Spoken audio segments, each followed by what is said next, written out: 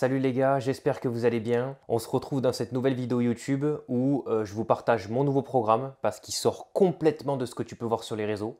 On va l'analyser ensemble et je vais t'expliquer pourquoi. Parce que je pense que si tu le sors de son contexte, tu le regardes, tu te dis mais attends, c'est quoi ce bordel? C'est normal, t'inquiète pas, je peux tout justifier. Alors juste avant de te montrer le programme, pour que tu comprennes un peu mieux, je te montre en fait le brainstorming que j'ai fait. J'ai analysé tous mes macros précédents et je me suis dit bon ben voilà, j'ai envie de faire tel nombre de séances, j'ai envie de faire tel exercice, j'ai envie de supprimer tel exercice, j'ai envie de mettre mon volume d'entraînement sur ça parce que c'est un point faible, le supprimer sur ça parce que c'est un point fort, etc. etc. Donc je suis parti sur 6 séances par semaine d'entraînement. Donc pas par semaine calendaire du lundi au dimanche, mais par bloc d'entraînement de 8 ou 9 jours où je dois rentrer 2 fois les pecs, idéalement avec un focus haut de pec, 2 fois les jambes, parce qu'en fait les jambes c'est quand même 50% de ton corps. Donc quand tu fais 6 séances par semaine, tu es obligé de faire 2 fois les jambes. 2 fois les abdos, non pas que ça soit un point faible, au contraire c'est un point fort génétique, c'est un point fort esthétique, mais par contre en termes de force, en termes d'endurance, c'est vrai que c'est quand même un petit point faible. 3 fois deltoïde latéral, parce qu'en fait si tu regardes bien, vu que j'ai un bassin très large, pour avoir cet aspect un peu en V, il me faut vraiment des épaules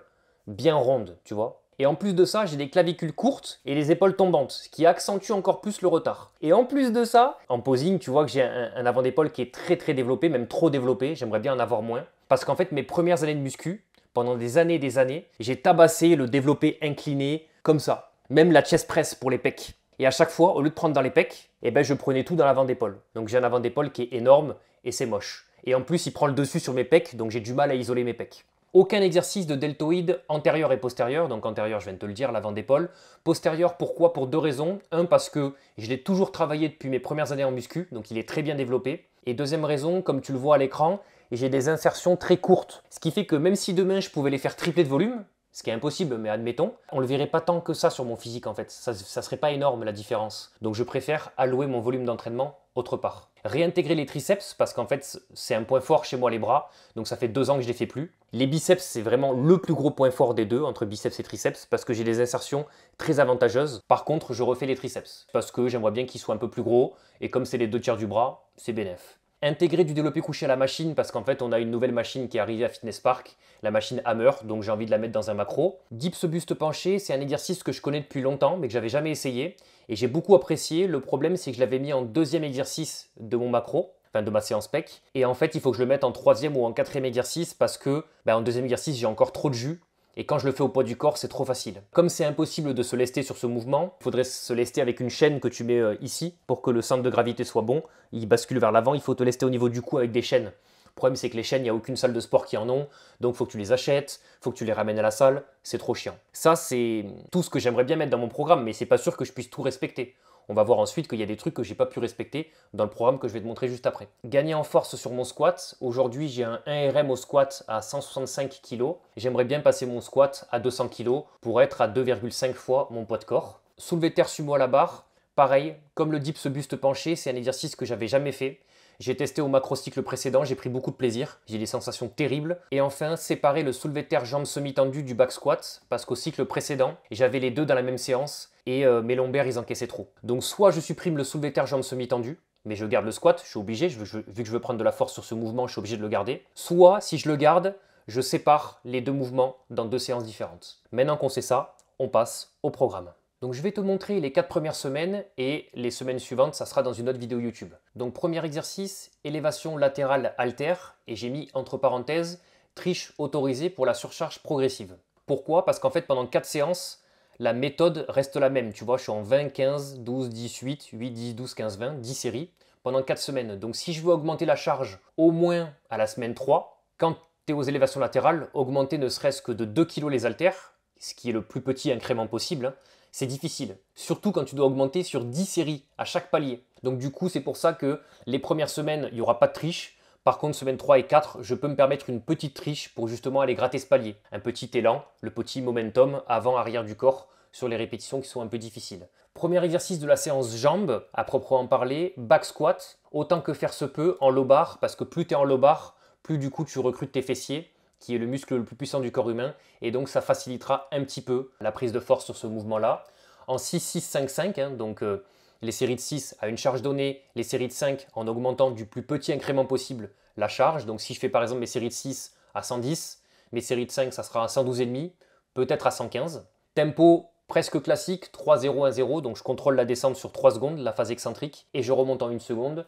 RPE 9, ça c'est lié à mon profil très élevé en dopamine, très élevé en adrénaline. Profil Dracofeu, on en revient au même. Si tu ne sais pas de quoi je parle, il faut que tu regardes ma vidéo précédente où je présente les différents neurotypes. Moi, j'ai un profil Dracofeu dopamine, ce qui explique ce haut niveau de RPE dès la première semaine du programme. Et petit à petit, mais vraiment ultra progressif, je me rapproche du 3 répétitions en semaine 4. Deuxième exercice, fente bulgare à la Smith Machine. Pourquoi? Parce que la Smith Machine, ça me permet d'avoir une tension continue et ça me permet d'aller proche de l'échec, RPE 9, sans avoir la stabilité qui rentre en jeu. Quand tu fais des fentes bulgares aux haltères, tu vois, tu peux facilement perdre l'équilibre. Donc là, du coup, je n'aurai pas ce problème-là. Grande flexion de genou pour recruter principalement les quadriceps. 4 séries de 8 classiques pendant 4 semaines. Troisième exercice, leg extension unilatérale. C'est un mouvement que je fais toujours en bilatéral. Donc là, pour changer, je décide de le faire un membre après l'autre. On commence toujours d'ailleurs par son membre le plus faible, parce que même si un membre se repose pendant que l'autre travaille, tu as toujours une fatigue qui s'accumule au fil de la série, donc on commence toujours par son membre le plus faible. Si tu es gaucher, tu commences par la droite, si tu es droitier, tu commences par la gauche. Et pareil pour tous les mouvements unilatéraux du haut du corps. 3 séries de 10-12 en tempo 2-1-3-0, ça veut dire que je contrôle la phase excentrique sur 2 secondes. Je fais une pause en bas pour perdre l'élasticité, pour perdre le rebond, et je monte le plus vite possible, tempo X. Et dernier exercice, extension lombaire sur GHD et avec une petite méthode qui me permet de faire d'une pierre deux coups. Je le fais en mode Superman, comme ça, bras tendus à la fin de la phase concentrique pour justement travailler aussi les épaules en même temps. Séance numéro 2, pec-épaule, avec en premier exercice le développé incliné halter. Et d'ailleurs, je me suis trompé, j'ai mis 5 séries de 12-12-18, mais c'est 4 séries. Donc je vais le modifier tout de suite. Donc 4 séries en tempo classique, 2 secondes de descente, on contrôle la charge, on repousse sur 1 seconde, RPE 9 et 2 minutes de récup. Donc là tu pourrais dire c'est bizarre parce qu'en général quand on fait 10-12 reps, en muscu on a tendance à prendre 1 minute 30 de récup. Mais en fait, comme je suis proche de l'échec et que je mets beaucoup d'intensité dans mes séances, je suis le profil qui a besoin des plus longs temps de repos. Donc le 1-30 se transforme en 2 minutes. Deuxième exercice, développé incliné à la Smith Machine, même méthodologie. Écarté poulie vis-à-vis position haute, donc soit je le fais debout, épaule basse, je rétracte les omoplates et vraiment je focus sur le haut de pec. Il faut vraiment que je fasse attention parce que j'ai un point fort avant d'épaule. Donc si je fais comme ça comme un gros bourrin, je vais tout prendre dans l'avant d'épaule. Ou sinon je peux aussi le faire sur banc incliné. J'aimerais bien le faire sur banc incliné parce que c'est quelque chose que je fais très peu. Mais pourquoi je le fais très peu? Parce que c'est compliqué. Déjà il faut les poulies vis-à-vis et en plus de ça, il faut ramener un banc. Donc si je peux, je le fais, mais ça m'étonnerait que ça soit possible. Élévation latérale, unilatérale, poulie basse, départ d'eau. Donc c'est un terme très technique, juste pour dire que je fais des élévations latérales, un bras après l'autre, en partant avec la poulie derrière le dos pour avoir un plus grand étirement et changer un peu l'angle de travail du deltoïde moyen. Et dernier exercice, élévation latérale, poulie allongée sur banc. Donc là, malheureusement, je vais être obligé de ramener un banc aux poulies vis-à-vis. Une poignée à droite, une poignée à gauche, et j'écarte. Donc là, tu imagines que je suis allongé sur le banc, soit à la poignée, soit directement avec les cuffs. Donc les bandes que tu accroches ici et tu viens ouvrir sur les côtés. Séance numéro 3, abdos, dos. Les abdos en début de séance pour 2 raisons. La première, ça ne crée pas de fatigue nerveuse, c'est un petit muscle, donc même si je vais à l'échec, ça ne va pas pénaliser la suite de ma séance. Deuxième raison, si je les fais en fin de séance, ben justement là je suis fatigué, j'ai plus envie de les faire. Donc soit je les bâcle, soit je les fais pas du tout. Donc oblique crunch sur GHD, hollow plank sur GHD, ok. Rowing halter, classique, 8-8-7-7. Donc là, j'avais dit que les tractions, j'en avais marre d'en faire. Donc du coup, j'ai remplacé par tirage vertical à la machine. Tirage aussi horizontal à la machine, que je fais relativement peu. En général, je le fais à la poulie. Donc ça me permet de changer. Et ensuite, pull-over halter avec élastique. Donc ça, je pense que c'est quelque chose que tu n'as jamais vu à la salle. Donc une fois que je ferai cette séance-là, je te la filmerai et je te la mettrai soit sur Insta, soit sur YouTube. Comme ça, au moins, tu sauras ce que c'est. Séance numéro 4, donc c'est comme la séance numéro 1. Les mêmes méthodologies, les mêmes fourchettes de répétition. La séance 5, c'est comme la séance 2.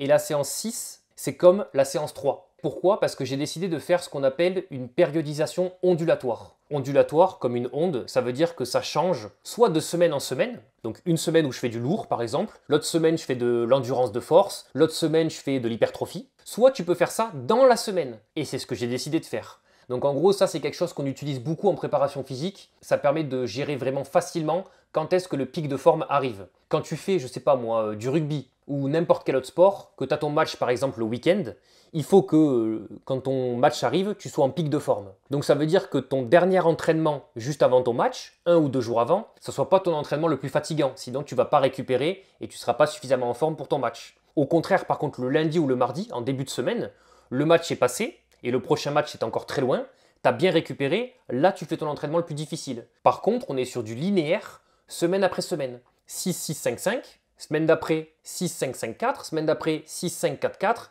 6-5-4-3, etc., etc.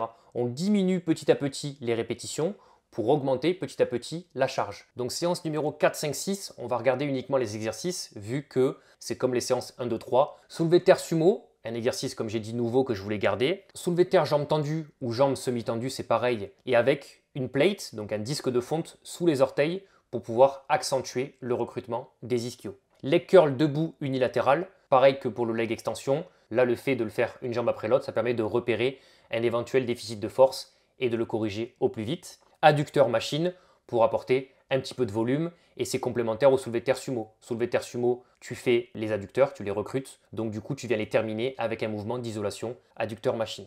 Séance numéro 5, élévation latérale unilatérale allongée sur banc incliné. Élévation latérale unilatérale poulie élastique. Donc là avec la cuff au coude. Donc la sangle au lieu de la mettre ici, tu la mets au coude. Développé incliné à la barre, écarté incliné aux haltères. Et développer couché à la machine parce que j'ai envie de tester, comme j'avais dit, la nouvelle machine Hammer sur un macrocycle complet. Et enfin, séance numéro 6, crunch banc décliné.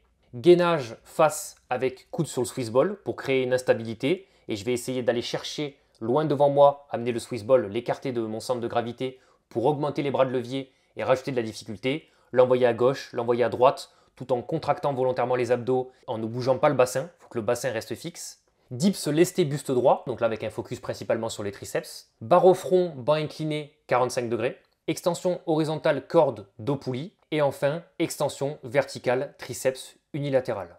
Sur ce, on se retrouve directement à la salle pour tester la première séance. Let's go. Bon les gars, finalement il y avait trop de monde à la salle, donc on se retrouve directement le lendemain pour la séance numéro 2. Petit muscle pump de chez Nutrimuscle, comme d'habitude, vous avez mon code NMC-Alex.